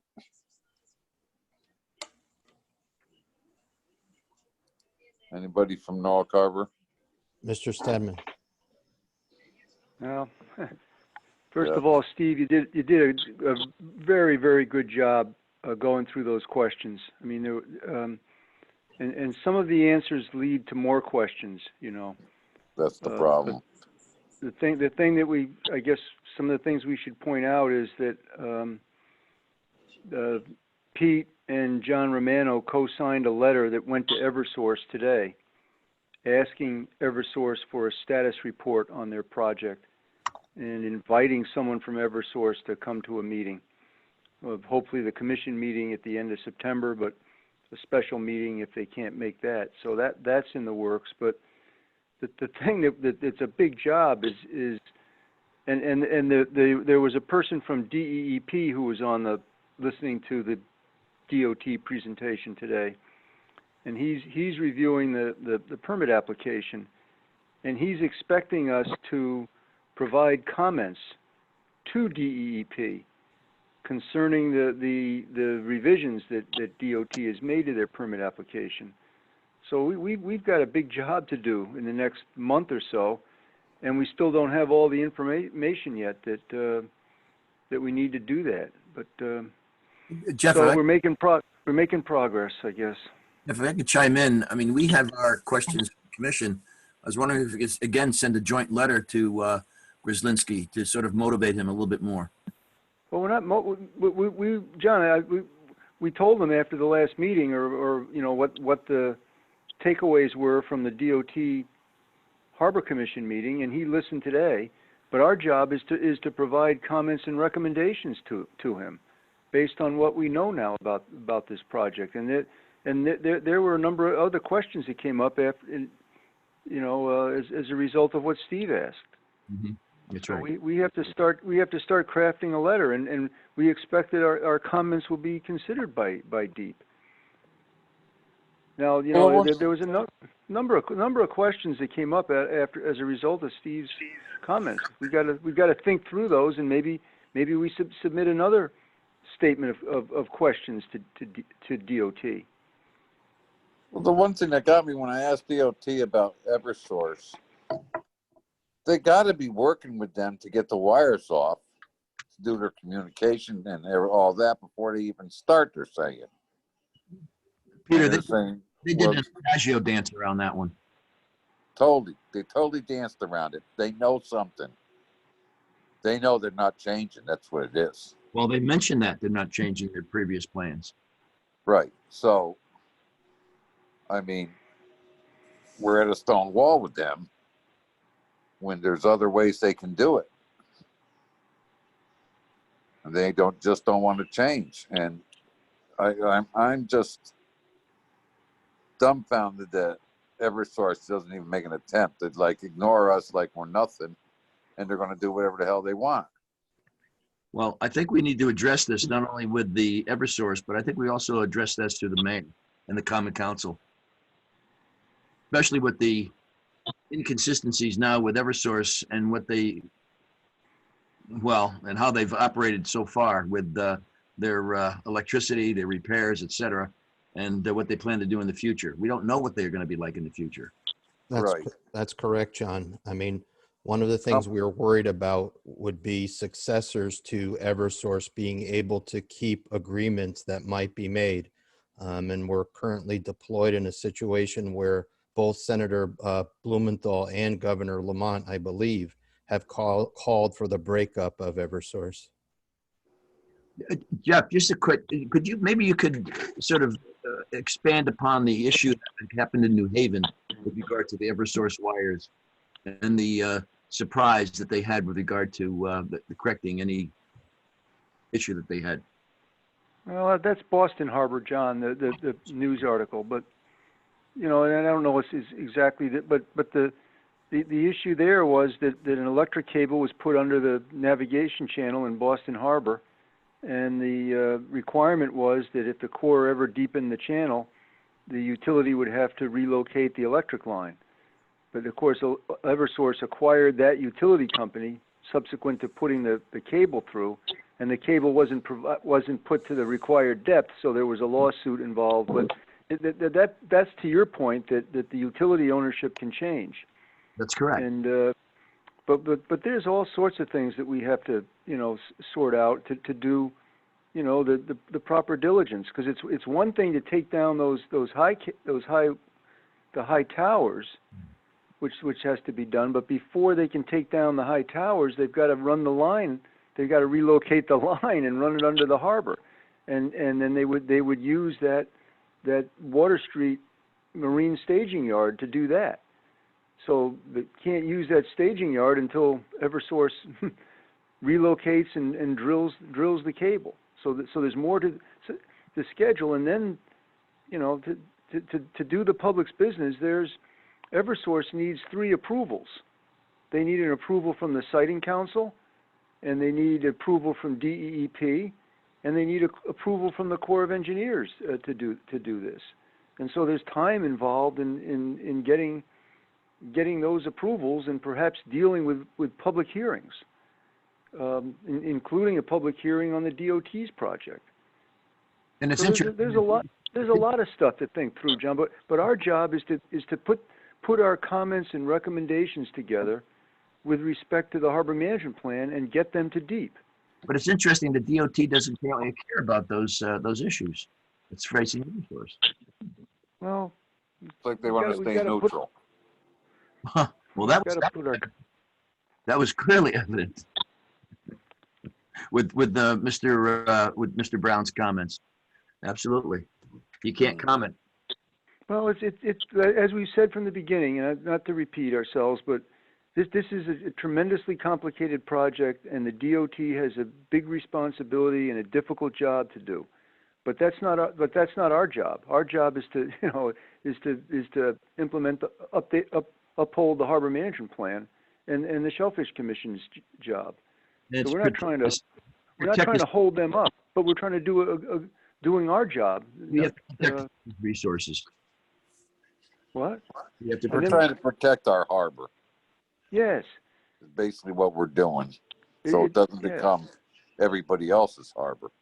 Yeah, we're all doing our jobs, but we you know, Professor Hart, I think, when I'm sorry to be talking so much, I think he's done an excellent job so far analyzing the turbidity data, which apparently is more than anybody else has done. So we need to finish that work and propose our permit conditions for protecting water quality during the bridge project. I was not impressed with Adam's remark, the DOT Adam's remarks with regard to setting the turbidity data. Not at all. They haven't even finished looking at the data. They probably haven't even looked at the data. I don't think he even knows what the data say. No, but we don't. But we're doing our job in an effort to be, in this instance, to contribute to doing the right thing with the turbidity stuff. Right. There should be an alarm set up. They should know or by now what the bandwidth is going to be for when the alarm should be come and when they should shut down and everything else. That should have been done already with how long they've had the information. Well, I don't think I don't know if they're going to accept our contribution, Jeff. That's a. So what do we do? Just stop and not do anything, or John, or what? We have to continue. We have to press forward. Tom Hart has done a yeoman's job on getting this work together and setting up some parameters, some very good parameters that they have to listen to. And then we have the issue with the vessel relocation, and that's a matter of. Excuse me, but they didn't answer the question. They said that they looked at the results of their test and they're going to do this. But do we ever see the results of those tests? No. No, I looked at their test. That was the biggest joke going. Yeah. Honest, Well, there was I no think we wind. still have an issue there. I mean, that issue hasn't been solved. There was no wind and it was slack tide. How much perfect can you get for your test? Anyway, let's look at what they did, but that issue involves the Norwalk Harbor Masters Authority, not just the Harbor Commission and the Shellfish Commission. And I don't think we want to know what the buffer zone is for that area. But we don't want to do anything that's going to diminish the Harbor Masters Authority, you know, to station vessels in the interest of public safety. So that's a major part of the comments that we have to provide. Well, you got to get the harbor master on the bandwagon. No, I think he is. But he's on board. I think he's on board, Pete. Yeah, I know he's a little upset about their attitudes when they were doing a test that day. He wasn't too happy with it. Well, we have to talk with Mr. Grzywinski and see what our time period is to get our comments and recommendations to him. Right. And he was on the call, and we can try to communicate with him tomorrow or next week, John. And maybe, Jeff, that our comments may not be comprehensive and that we can answer what we have on our plate now and then perhaps submit additional things to Mr. Grzywinski later on. Maybe that's what we have to do. Yeah, I mean, in terms of getting anything done this month for the next Harbor Commission meeting and the next Shellfish Commission meeting to be finished comprehensively, I don't think that's possible. It's not with the things that are still open tonight, that were open tonight, rather. Well, again, Steve, I think you going over those questions was one of the best, I don't know, inputs to a public meeting that I've heard in a long time. Sure. And it's just, we could have spent another hour going over them, but They anyway, basically act like they weren't prepared anyways. They weren't prepared for half of the stuff. I think you're quite right about that, Peter. Quite right about that. I mean, I never saw people hemming and hawing and stuttering like they did. I mean, honestly, we had many discussions, myself, Jeff, and John, about those questions prior to that public meeting. And they were drafted and they were sent literally the night of the 16th of June. It almost acts like, you know, it's just, we just got to keep harping on them. Yeah, we'll do our job. and have to keep going above their heads. It's the only way you can do it. We did that once already. We had Army Corps of Engineers come down. DEP passed an application to build a dock where there was hundreds of oysters. And Army Corps of Engineers came down and ceased and desist on the permit. But it's a big job to. They interestingly, they said they submitted their permit to the Corps of Engineers. Now that's going to require, that's an individual permit that requires a public notice. Right. And the Army Corps could hold a public hearing if there's enough interest in doing that. They also have a permit to the Coast Guard. And remember, the Coast Guard told us that they could also hold a public hearing on the vessel, whatever the safety zone or whatever the proper term is. And there's the DEP permit application with a provision for a public hearing, and then there's Eversource's work with well, anyway, we'll do the best we can. Thanks. That's all we can do. Yeah. Okay, we're getting off track again. Yep. I have one thing, if we're going to go back on track to the Shellfish. Okay. Yes. Yeah. This last month, the commission paid the interns. Is that their last bill that they're sending in? Maybe Tom, you could answer that. You're muted, Tom. You're muted, Tom. Sorry, the interns completed their internship last week. So they are completed. The health department did contribute $3,000 to that account also last week. Oh, really? Okay, I didn't see that. But what I was going to say is that I should probably put together all the bills they had submitted and give a total for the year. Year for you. All right. Yep. All right. And the other subject both commissions really should talk about is the harbor master boat. And do we need to replace it? No, it's in good shape. We had them compounded wax. It came out shining nice. So what is it running?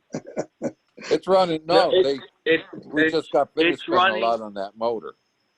Yeah, it's running. They retrofitted, spent a lot of money last year, and the Marine Police have been using it all summer. But the issue is going to be, once again, this winter, is it going to get enough use? If not, we're going to have the same problem we had this spring. Okay. It's Well, the either reason gotta why be I'm asking, used- the reason it's why either I'm gotta asking be is used- because it came up that it was in bad shape, and we should start thinking about it now. Who If said it means we was in still- bad shape? Somebody said it. Because they've been using it, and both Silva and LePac both said they're glad they got that boat as a backup. Okay. And they're using it as a backup. Yeah. Okay. Plus, and if it doesn't get used this winter, we'll use it. We'll go out and do tours and stuff. Okay. Either that or we pull it. Yeah. And winterize it, one or the other. But they like to have that in the water, the police do, because they got to pull the rubber boats, and sometimes they don't need that big boat. They need a smaller boat to go. Well, I think it was about a month ago or 2 months ago, somebody mentioned it at the Harbor Commission that they should be replaced. We should be replacing it because it's in bad shape. So I don't know where that came from. I don't know. We had Ricardo compound and waxed it, and it came out beautiful. Got rid of all the white dust, and we had the whole motor done. By All Seasons in Westport. Yeah, did the whole motor and everything. Rebuilt. What, they change a manifold or something? Redid the thermostat housings that were rotting away. They sleeved them all. And Officer Silva indicated that the boat hasn't run that well in a long time. Yeah. Okay. So, I must have heard wrong then. Well, no, sorry. I think I heard what you heard, and one of the suggestions was to perhaps acquire one of the ribs from the police department. Right. Yeah, I don't know though. I mean, I think the Shellfish Commission would certainly need something shallow draft, and if and if the Marine Division is getting rid of those because they're tired, I don't know if that's if those are the exact vessels we would want to take on. no, they're patching them almost every month. We don't want them. That'd be opening Pandora's box for us. Okay, so the opinion is that we stay with what we have right now, Yeah. right? Yep. Okay. Okay. Anybody else on harbor management? I got another question, Pete, if you don't mind. Okay. Is it possible to consider if we need, we're asking Professor Hart to do additional work for us. Is it possible to think about, instead of asking him to do it for free, that we could come up with a few thousand dollars to pay him for additional work on this, on the turbidity stuff? If we split it. Yeah, if we split it. Yeah, of course, if we split it. Of course, Peter. Okay, How much is a few more $1,000? What? Yeah, right. $20,000. I'm thinking of maybe $2,000 to $4,000. What do you guys think? Yeah, A piece or total? Total. So $2,000. So it'd either be 2 or 1. It'd be $1,000 or $2,000 we ought to contribute. Well, I got to ask. We would certainly ask him what more there needs to be done. But in the meeting we had with Deep, there were suggestions for him to analyze the data from December and January, and also put together recommendations for the conditions, the permit conditions that would go into the work, and to prepare some sort of a formal, whatever you want to call it, computer-based presentation showing the work. Right. So I'd like to. I don't know how much. I think the original agreement with the guy was for $4,000 to do it. The whatever he's done so far. I mean, I just bring it up. I don't have a number, but it certainly wouldn't be over $4,000 total. Steve, what do you think of this? Yeah. Well, I think we should, because it gives us fuel. It gives us some way to back up. So we need a motion. We want a motion right now?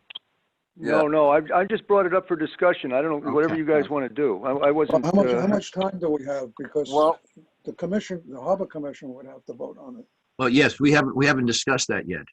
Yeah. No, Right. but what I'm saying is, I'd like to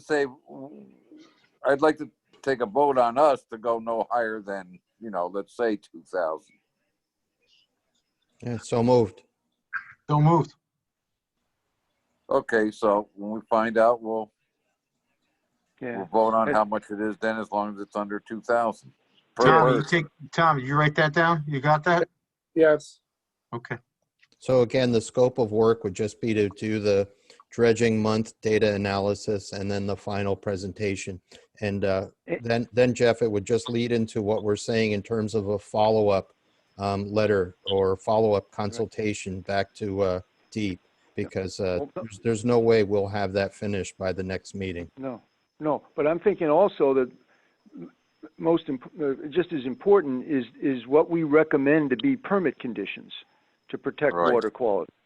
Right. That unit level, and I think that we may want to recommend that they've mentioned, that they're taking advice or whatever you want to call it from what took place with the Exide project in the Mill River, but the permit condition there was when the action level was exceeded in terms of turbidity, they stopped the work. They didn't just investigate what was causing it while they kept working. So I think we may want to make the argument that when the level is exceeded, that they stop. Correct. And then of course need to identify why. The other thing that they said today is they don't have the grain size analysis for the turbidity.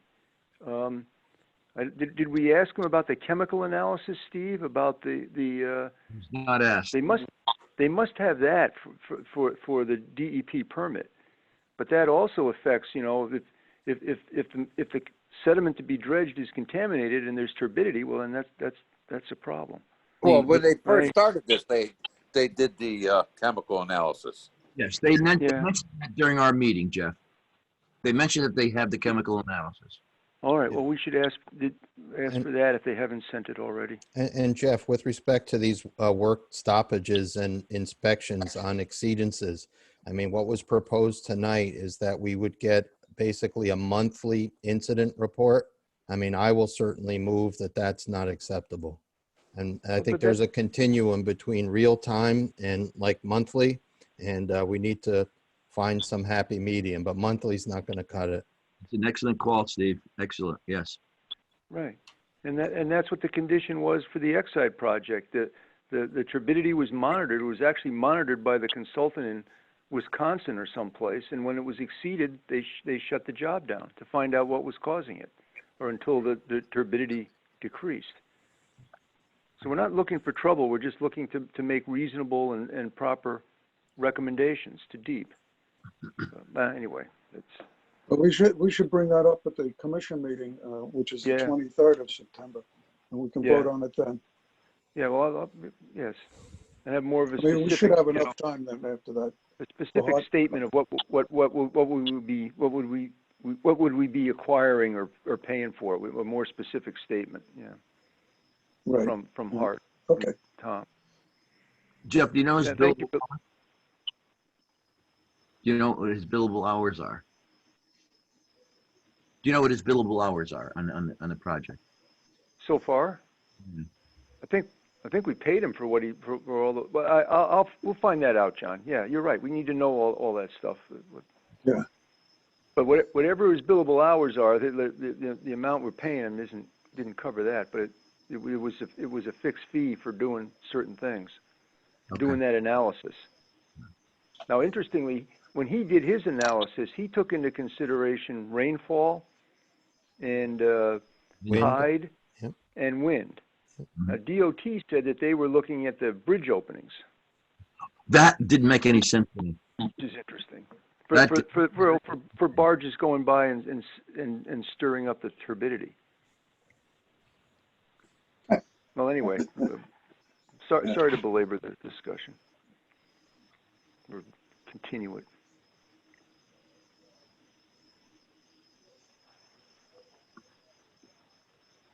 Okay, Pete, we're good. Okay, make a motion to accept the committee reports. I make a motion to accept the committee reports. Second motion. All in favor? Aye. Aye. Aye. Okay,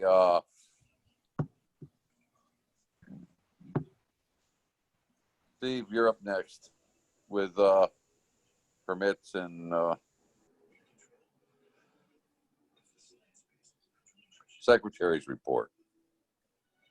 Just quickly, so the letter was mentioned that was sent from Chairman Johnson and Chairman Romano with Chairman Dr. Pinto as the point person on that.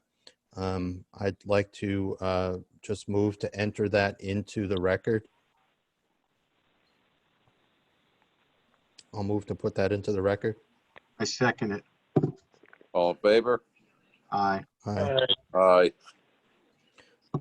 So to further the conversation about the walk bridge, so any additional questions or comments or permit conditions, especially that any of the participants in this meeting have tonight, please forward them on to the group because I'm beginning to compile them, and it's a lot of stuff, and I'd like to sort of organize them by the outline that they've presented in their giant Bibles that they've given us. Yeah. That were submitted on the 26th and not after July 3rd. That's all I have on that, P. The other things are sort of new and old business. Okay. They're really fast. All right. How about old business? Yeah, so that would be the dock application, pier and ramp for 28.5 Shorefront Park. That still requires a site inspection. Right. These pandemic times, it's been hard to schedule that around a low tide, but we still need to do that and aim to have that done this month such that we can vote on it in October. the agent, Mr. Hiltz, did self-report something via email. And they said that there was a shell shoal off of the proposed construction that was deposited there by Isaias. So we can go down and take a look at that. And I do have the photos that the applicant provided if anyone is interested. Okay. Well, we'll have to try and find a date within the next week or so. Yeah, it's going to be tough, but we can do it. Yeah. Pete, just let me know when I can make it. If I All can right. make it, I'll be there. Okay.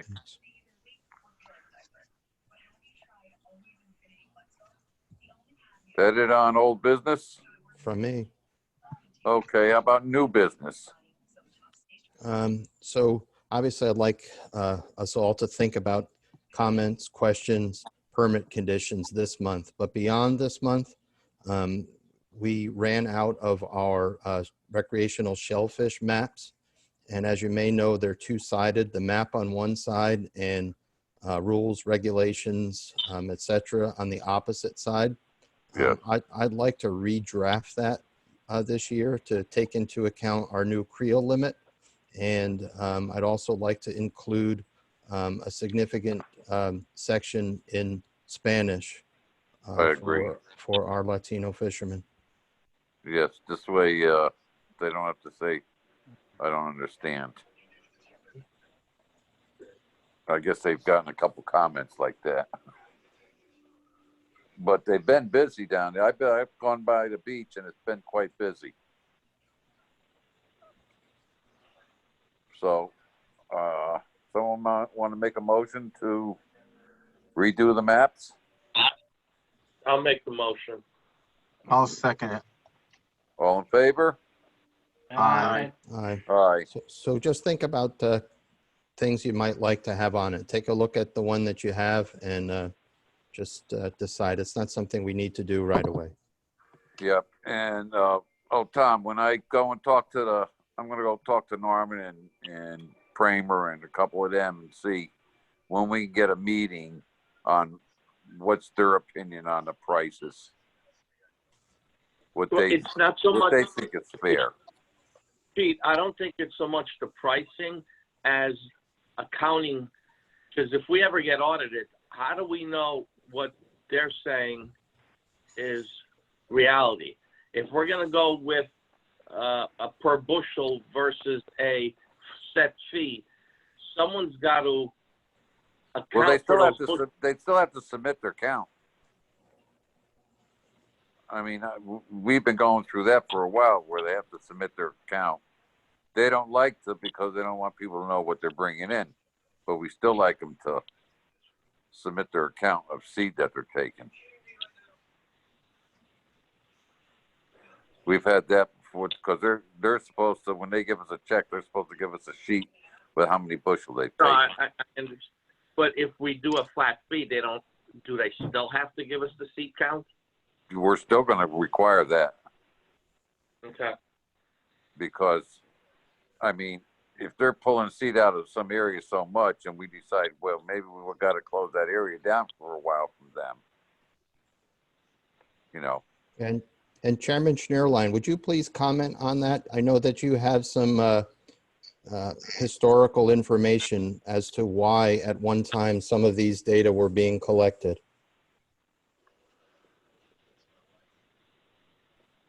You're on mute. You're mute, Joe. Thank you. When they collected the data, what I don't understand is, again, why they didn't have a surface one. And also the window of time isn't the time that they're going to be doing construction. They're starting, I think their data started in the springtime. Am I correct, Jeff? No, you're talking the wrong thing. We're talking about the oystermen, their data on how many bushel they're bringing in. Ah. When did that start? That started back in, I can't remember the year exactly. I'm terrible with that. But it started in the 90s because we wanted to get an idea of how much they were taking out of the area.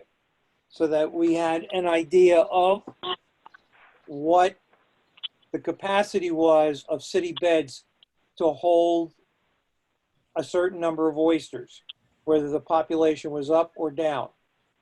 And that's why the whole thing was started with charging them. And of course, they fought it initially, and I think they began to realize the wisdom. You know, they pay a small price, and they're walking away with quite a bit of catch of oysters. Right. And it was a small trade-off. But we also had an idea of what were good years and what were bad years. Yeah, well, a bushel of seed gives you 35 bushel of market oysters. Yep. Of course, it takes 3 years, but Yeah, but when we did it, when the initial act was pushed, it was only what they brought in for harvest. right. Not for the seed. Well, no, we don't do harvest. We just do the seed. Their harvest is on their own grounds. Not all the time. Some of them Nope. harvest from Norwalk beds. They did. I They don't know if can't anymore. Okay. They can only take seed, and it's got to go to their beds. Oh, that's why I'm not on the Shellfish Commission.